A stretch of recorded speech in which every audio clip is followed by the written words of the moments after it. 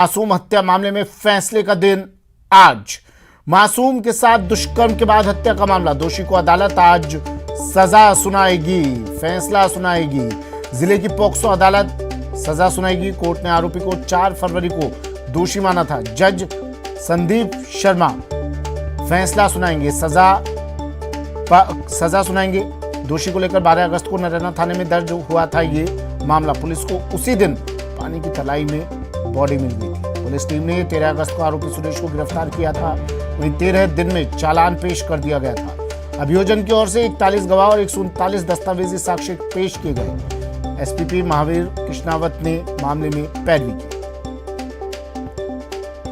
सचिन मेरे सहयोगी हमारे साथ फोन लाइन पर जुड़ गए हैं। सचिन, आज ये भी कहें कि कहा जाता है कि अदालतों के चक्कर लगाते रहो, न्याय के लिए गुहार लगाते रहो, लेकिन इस मामले में ये सारी बातों को दरकिनार किया गया। इस मामले में तुरंत फैसला सुनाया जा रहा है आज। सचिन, देखिए, राजस्थान की अदालतों की अगर बात करें, पॉक्सो के मामलों की बात करें, तो कुछ दिन पहले जब मुख्यमंत्री ने वीसी ली थी तब भी उन्होंने बात कही थी कि अब 68 दिन का एक औसत समय पॉक्सो के केसेस में हम लोगों ने प्राप्त कर लिया। यानी औसत देखा जाए तो घटना से लेकर सजा सुनाने तक का जो समय है वो काफी कम कर दिया गया है।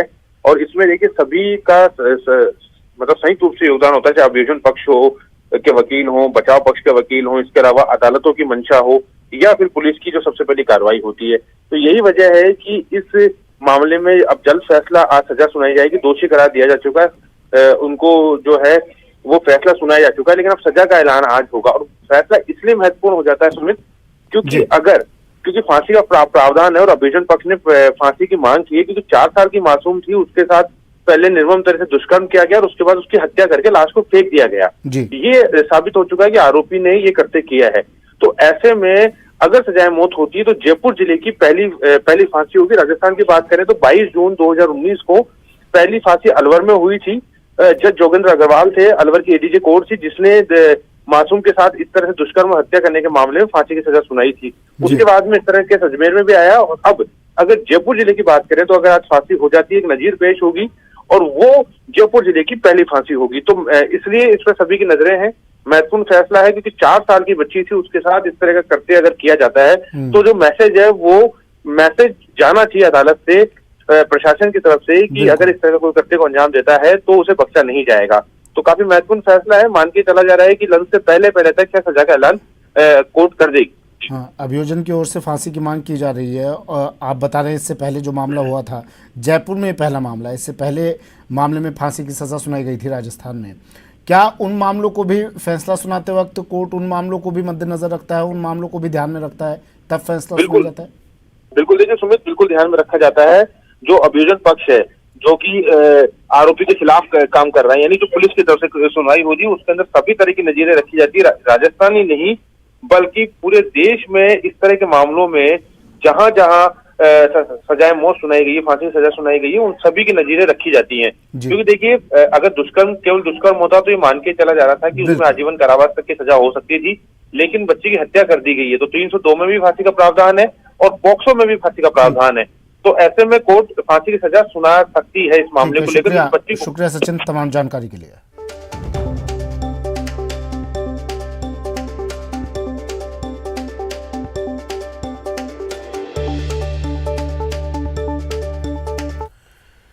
बढ़ते अगली खबर की ओर। नागौर के मेड़ता में जोरदार हंगामा हुआ। ट्रॉमा सेंटर निर्माण को लेकर हंगामा हुआ। निर्माण की जगह को लेकर विवाद हुआ था। मेड़ता विधायक से विवाद हुआ था। मीटिंग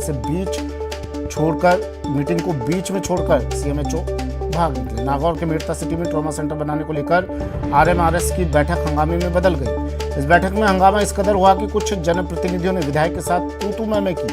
यहाँ तक कि मेड़ता के पालिका अध्यक्ष गौतम टांक तो मेड़ता विधायक इंदिरा बावरी के साथ बदतमीजी पर उतर आए।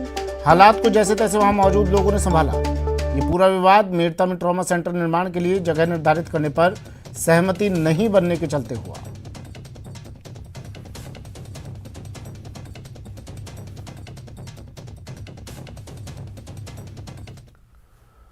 बाड़मेर फायरिंग मामले में अपडेट है। पुलिस ने आरोपी को गिरफ्तार कर लिया है। दिन दहाड़े युवक पर फायरिंग हुई थी। दिन दहाड़े एक युवक की हत्या कर दी गई थी।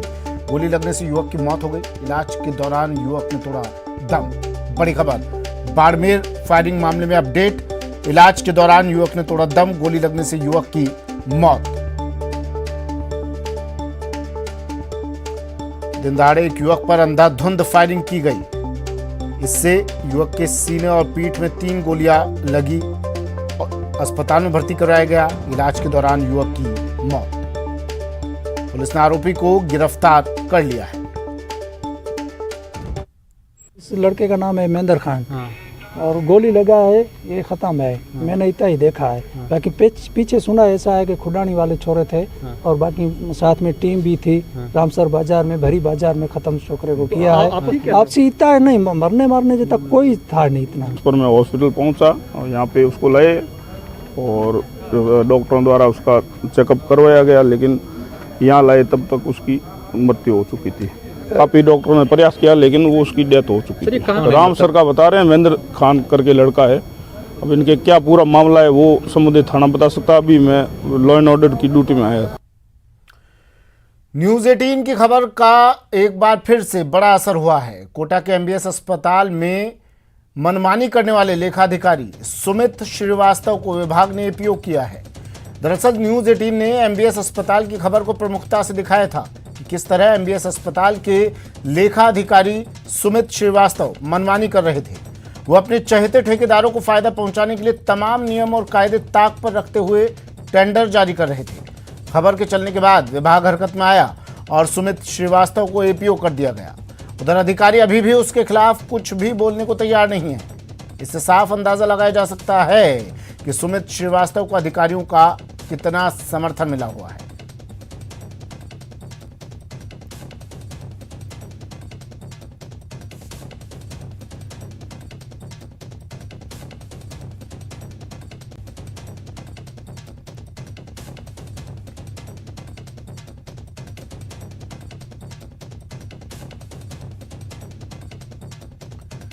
न्यूज 18 की खबर का एक बार फिर बड़ा असर। न्यूज 18 ने इस खबर को प्रमुखता से दिखाया था। कोटा में खबर का दमदार असर हुआ है। मनमानी पर कार्रवाई की गई है। लेखाधिकारी को एपीओ कर दिया गया है। अस्पताल में लेखाधिकारी मनमानी कर रहे थे। न्यूज 18 ने इस खबर को दिखाया। नियमों को ताक पर रखकर ये लेखाधिकारी टेंडर जारी कर रहे थे। न्यूज 18 ने इस खबर को प्रमुखता से दिखाया। लेखाधिकारी पर नकेल कस दी गई।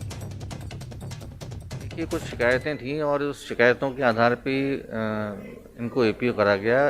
डिटेल तो देखिए अधीक्षक को या प्रिंसिपल साहब को ही मालूम है, लेकिन उस शिकायतें 3-4 महीने से चल रही थी। इन्हीं शिकायतों को लेके और भी कई, आपके अलावा आपने भी इंटरव्यू लिया था उनका, उसके अलग भी और भी कई मसले थे जिसकी वजह से उनको एपीओ करा गया।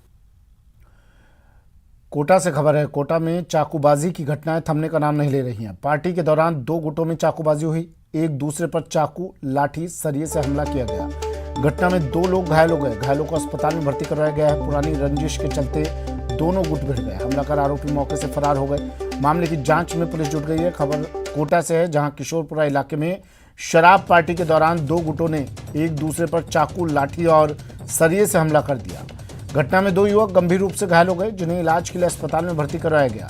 वहीं आरोपी हमलाकर मौके से फरार हो गए। बताया जा रहा है कि दोनों गुटों के बीच काफी समय से पुरानी रंजिश चल रही थी। फिलहाल पुलिस ने मामला दर्ज कर आरोपियों की तलाश शुरू कर दी है।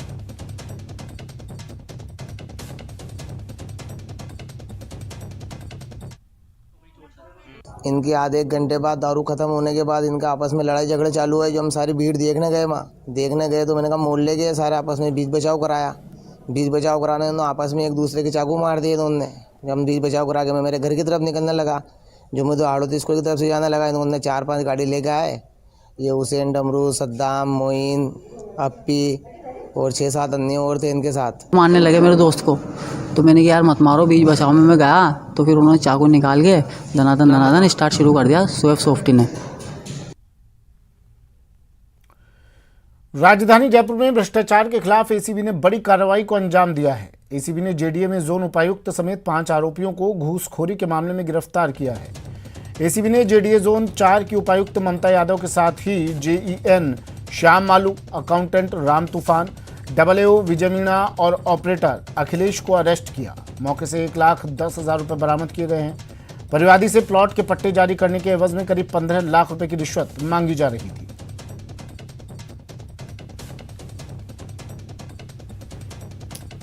कि टोटल 10 लोगों के पट्टे थे, उसमें जेडीए के द्वारा काफ़ी पैसा वैसा मांगा गया था। उसमें जो परिवादी के खुद के 3 पट्टे थे उनके और उनके परिवार के, और उसमें नीचे से लेके ऊपर तक डीसी जोन तक पैसे मांग रहे थे। उसका वेरिफिकेशन हमारे एसआईयू यूनिट के इंचार्ज बजरंग सिंह जी को दिया गया था। एससीबी मुख्यालय के अंदर 7-8 दिन पहले एक परिवादी आए थे और उन्होंने ये सूचना दी थी कि जोन 4 के अंदर जो उपायुक्त है वो हमारे जो पट्टे लेने हैं उनके बदले में रिश्वत मांग रहे हैं। न केवल जोन उपायुक्त, उनके जो ऑफिस के जुड़े हुए सारे लोग रिश्वत की मांग करते हैं और बिना रिश्वत के वहाँ पे कोई भी काम नहीं होता है। तो हमने जो परिवाद आया था उसके आधार पर परिवाद का वेरिफिकेशन करवाया गया और वेरिफिकेशन के अंदर जो जानकारी आई उसके अंदर ये था कि जो जोन उपायुक्त है उनके द्वारा अलग रिश्वत मांगी जा रही थी, एक जेईएन थे उनके द्वारा अलग रिश्वत मांगी जा रही थी, अकाउंटेंट और जो भी अधिकारी यहाँ पे सबके द्वारा अलग अलग अपनी हैसियत अनुसार रिश्वत मांगते हैं। प्रदेश में आज दोनों मुख्य पार्टियां सड़कों पर उतरेगी। दोनों एक दूसरे पर आरोप प्रत्यारोप करेंगे। जयपुर कलेक्ट्रेट पर कांग्रेस सतीश पूनिया के बयान पर विरोध जताएगी, तो वहीं दूसरी तरफ जयपुर के गांधी सर्किल पर बीजेपी रीट लीक्स मामले की सीबीआई की जांच को लेकर सड़कों पर उतरेगी।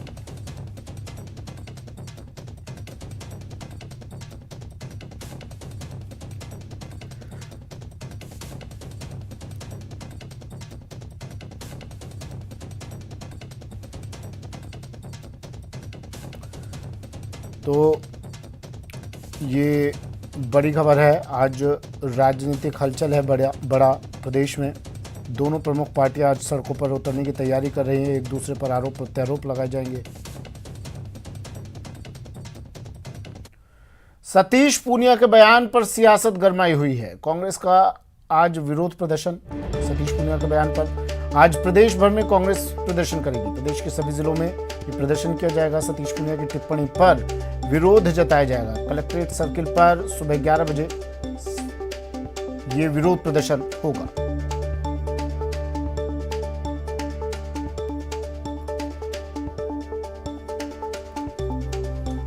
दिनेश मेरे सहयोगी हमारे साथ फोनलाइन पर जुड़ गए हैं जयपुर से। सतीश पूनिया का बयान और कांग्रेस का विरोध लगातार जारी है दिनेश, और इस बयान को इतने हल्के में अब छोड़ने वाली नहीं लग रही है कांग्रेस। अब बिल्कुल देखिए, दोनों पार्टियां एक दूसरे पर हमलावर होने की कवायद में है और भाजपा लगातार हमलावर हो रही थी कांग्रेस पे, खासतौर से रीट वाले मामले को लेकर।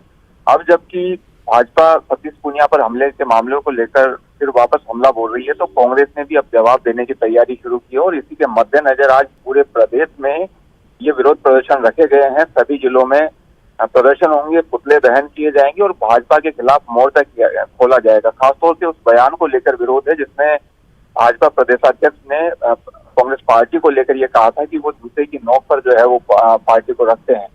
उसे लेकर कांग्रेस में आक्रोश है और दोनों पार्टियां दोनों पार्टियां जो है वो एक दूसरे पर हमला बोलने की तैयारी कर रही है। कल जिस तरीके से हमने देखा कि कांग्रेस का चिंतन शिविर यहाँ पर चल रहा है और वहां तक भाजपा कार्यकर्ता पहुंच गए थे, वो भाजपा जो है वो कांग्रेस को घेरने की कोशिश कर रही है, तो कांग्रेस जो है वो जवाब देने के लिए कांग्रेस भी अब जो है वो भाजपा की राह पर उसकी आक्रामक अंदाज में जवाब देने की तैयारी जो है वो कांग्रेस कर रही है। तो आज जयपुर की अगर बात करें तो कलेक्ट्रेट सर्किल पर प्रदर्शन होने वाला है 11 बजे और जयपुर शहर और जयपुर ग्रामीण दोनों जिलों का संयुक्त रूप से प्रदर्शन होगा, जिसमें जो भी क्षेत्र के मंत्री हैं, विधायक प्रत्याशी हैं, पार्षद प्रत्याशी, दूसरे पदाधिकारी जो हैं, तो तमाम लोग शामिल होकर एकजुट होकर जो है मोर्चा खोलेंगे, पुतला दहन किया जाएगा और आक्रामक अंदाज में जो है वो भाजपा को जवाब देने की तैयारी कांग्रेस कर रही है। इसी के साथ सभी जिलों में जो है वो प्रदर्शन कर भाजपा को जो है जवाब दिया जाए। ठीक है, शुक्रिया दिनेश तमाम जानकारी के लिए।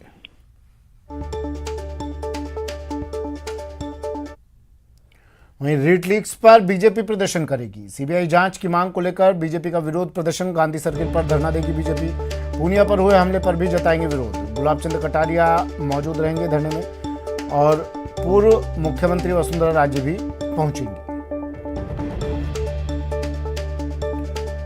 एक तरफ कांग्रेस का प्रदर्शन सतीश पूनिया के बयान पर, वहीं दूसरी बीजेपी भी लगातार प्रदर्शन कर रही है। रीट लीक्स को लेकर, रीट के पेपर लीक को लेकर प्रदर्शन कर रही है। हालांकि परीक्षा रद्द कर दी गई है, निरस्त कर दी गई है। लेकिन बीजेपी अभी इस मुद्दे को इतनी आसानी से नहीं छोड़ने वाली है, पूरी तरह भुनाएगी इस मुद्दे को और बीजेपी प्रदर्शन कर रही है। सीबीआई जांच की भी अब मांग कर रही है। पहले बीजेपी की मांग थी कि सीबीआई जांच हो, साथ ही इस परीक्षा को निरस्त किया जाए। एक मांग मान ली गई है, परीक्षा निरस्त कर दी गई है, लेकिन सीबीआई जांच की मांग को लेकर बीजेपी प्रदर्शन करेगी गांधी सर्किल पर धरना। चलिए, वक्त एक ब्रेक का है, जल्द हाजिर होंगे।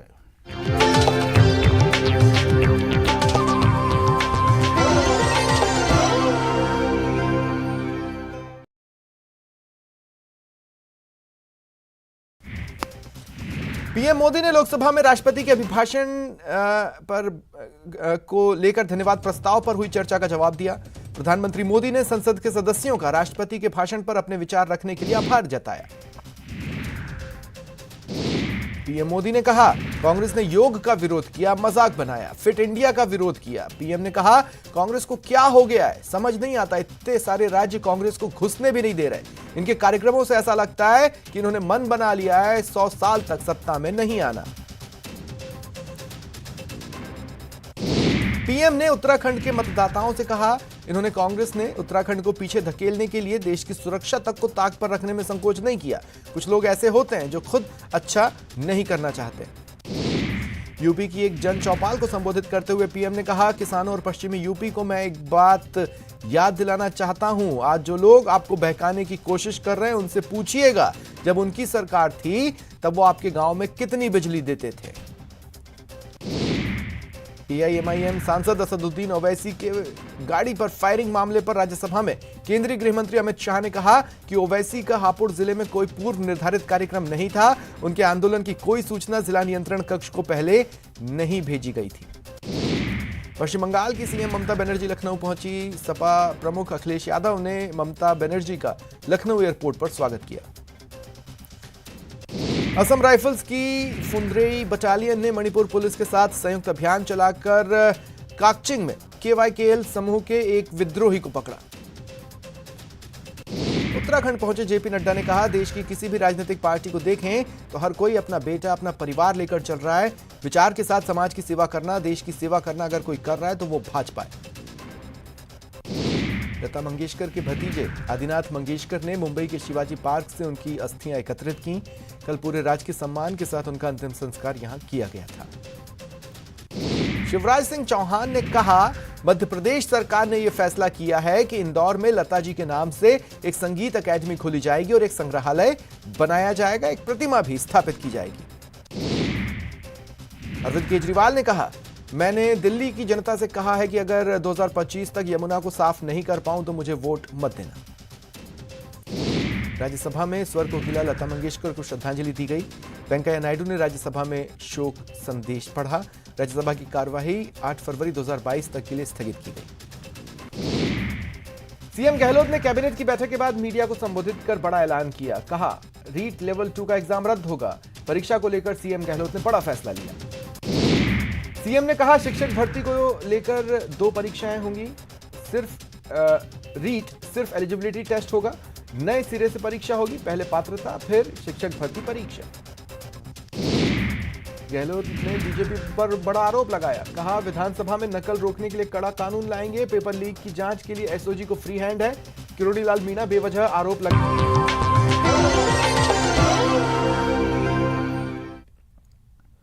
ब्रेक के बाद स्वागत है आपका। बढ़ते हैं अगली खबर की ओर। बीजेपी विधायक दल की आज बैठक होनी है। विधानसभा की नापक्ष लॉबी में बैठक होगी। विधानसभा सत्र की रणनीति पर मंथन किया जाएगा। सत्र में उठाए जाने वाले मुद्दों पर भी चर्चा होगी। नेता प्रतिपक्ष की अध्यक्षता में मंथन किया जाएगा। उपनेता प्रतिपक्ष राजेंद्र राठौड़, भाजपा प्रदेशाध्यक्ष सतीश पूनिया, पूर्व सीएम वसुंधरा राजे समेत भाजपा विधायक इसमें मौजूद रहेंगे। 11 बजे नापक्ष लॉबी में बैठक शुरू होगी।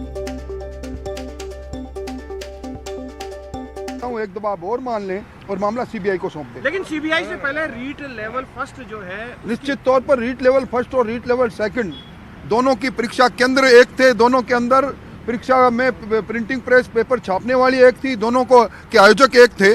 तो इतना कितना ईमानदार चोर होगा जो रीट लेवल फर्स्ट के पेपर को छोड़ता है, रीट लेवल सेकंड के पेपर को चुनता है। मैं समझता हूँ ये कुछ लोगों को बचाने की साजिश है। पूरी रद्द करनी है तो पूरी परीक्षा रद्द करनी दरिया पड़ेगी। का मामला दुष्कर्म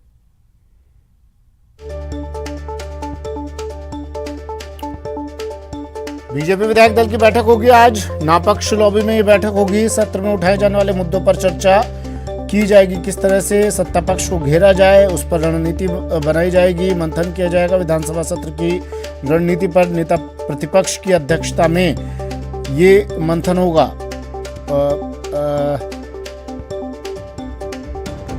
गुलाब चंद कटारिया, राजेंद्र राठौड़, सतीश पूनिया, पूर्व सीएम वसुंधरा राजे समेत भाजपा विधायक इसमें मौजूद रहेंगी। 11 बजे नापक्ष लॉबी में ये बैठक शुरू होगी, यानी अब से ठीक 40 मिनट बाद।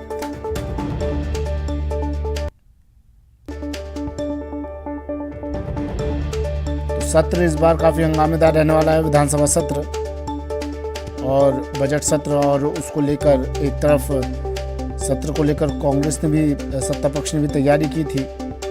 बातचीत की गई किस तरह क्या क्या अपने विकास कार्यों को गिनवाना है, कौन कौन सी बातें रखनी है। और अब विपक्ष भी पूरी तैयारी में है। नापक्ष लॉबी में आज बैठक होगी, बीजेपी विधायक दल की बैठक होगी। बाबूलाल धायल मेरे सहयोगी हमारे साथ जयपुर से सीधा जुड़ गए हैं। बाबूलाल, बीजेपी विपक्ष सत्ता पक्ष को घेरने की पूरी तैयारी कर रहा है और इसे लेकर एक अहम बैठक आज 11 बजे।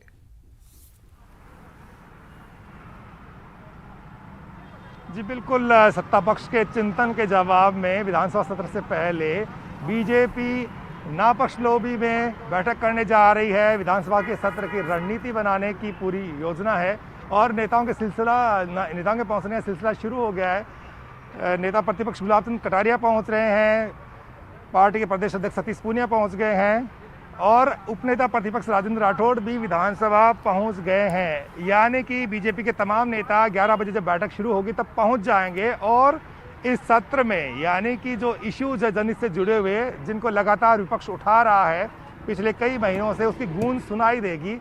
ये जो सत्र खासा हंगामेदार रहने की पूरी संभावना है।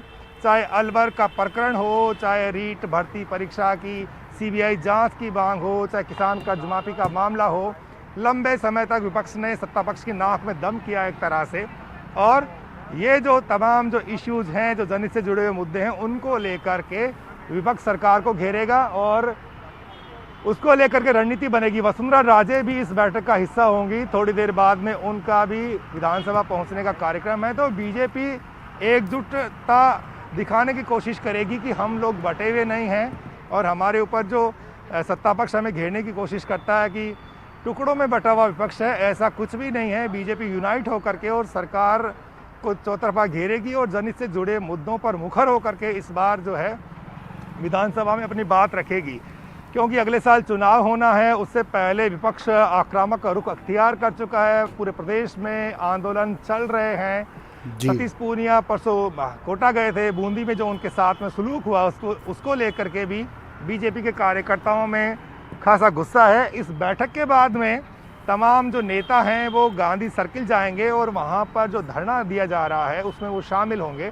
और कोशिश यही है बीजेपी के विधायक दल की कि यूनाइट हो करके और सत्ता पक्ष को वो घेरे और आम जनहित से जुड़े हुए जो मुद्दे हैं उनको उठाए। तो इस बार खासा हंगामा बरपेगा, इस बात में कोई शक नहीं। सुमित, वसुंधरा राजे कब तक पहुंचेंगी?